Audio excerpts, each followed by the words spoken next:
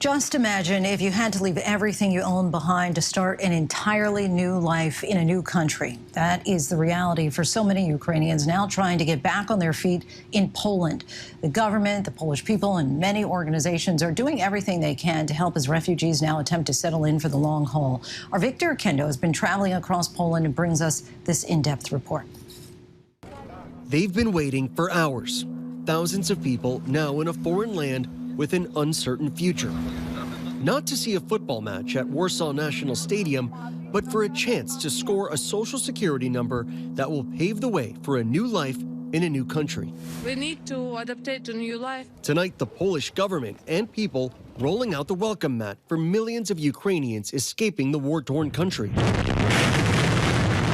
Of the more than 3 million who have left Ukraine so far, 2/3 have come to Poland, the population in Poland's capital increasing by a staggering 20% in less than 3 weeks. Katya Pankiv explaining how they have no home to go back to in Lviv. I lost my job and lost my apartment because other refugees living there already. So we are looking for any possibilities to understand what we're standing on. She's one of many taking advantage of a new UN program now underway in Warsaw to distribute money to refugees. Some are sleeping in the rough, and they really need help. So we hope that this cash assistance acts as a bridge to get them on their feet. The need so great here. We met Ilya from Kyiv.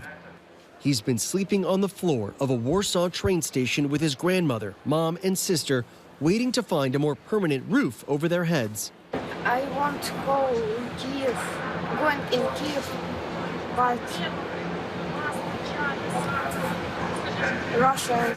Timur and Olga arriving from Kharkiv with their family, traveling 6 days before making it to Warsaw. A line of buses waiting to take them and countless others to a help center. We don't have home there, don't have friends in Warsaw.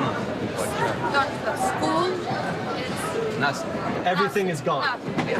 Officials now urging Ukrainians to make their way to more rural areas and smaller towns where more resources may be available. At the moment, they are focused on the biggest cities because they think that this is like the main chance for them. But in the smaller cities, there's also aid, there's also help, there are also people willing to help. In this town of 16,000 people, they've welcomed 600 refugees. Well, there's no way, as a dad, I can look at mums with kids, right, and not cry and think, what can we do? Andrew Edels offering his spare cottage to 14-year-old Oleva's family. Oleva pictured here with his younger sister, mother, and grandmother last May, fleeing Kharkiv along with his cousin after spending days inside this bomb shelter with their dog. Here it's way better. First of all, no explosions. So you feel safer here? I feel way safer here. Only 40 minutes outside Warsaw, the town of Milanowic, a community opening their doors to the most in need. And to be clear, you've never met before, right? Ale jakby żeby była jasność, państwo się nie znacie. They've never met. This mother and son fleeing Ukraine with all they could carry, now relying on strangers for shelter. This local Polish woman taking them to stay with her mother across town, and they are the lucky ones. Poles now creating makeshift shelters in any empty space they can find. We're inside of a shuttered mall which was set to be demolished, but the owner decided to delay that and convert it into a help center. So now empty stores are lined with cots for refugees. There are also bathrooms and showers, providing a temporary solution until they find a more permanent place to live. This Polish theater becoming a temporary home. A mother of 5 telling us they had to cover her windows with blankets to muffle the sound of sirens back home. Her children calling that the siren monster.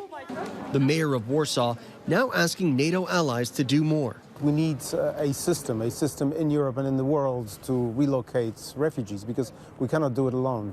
What I'm asking all of my friends in the Western world, help us out and let's do it in a way which is well planned. Enough of improvisation.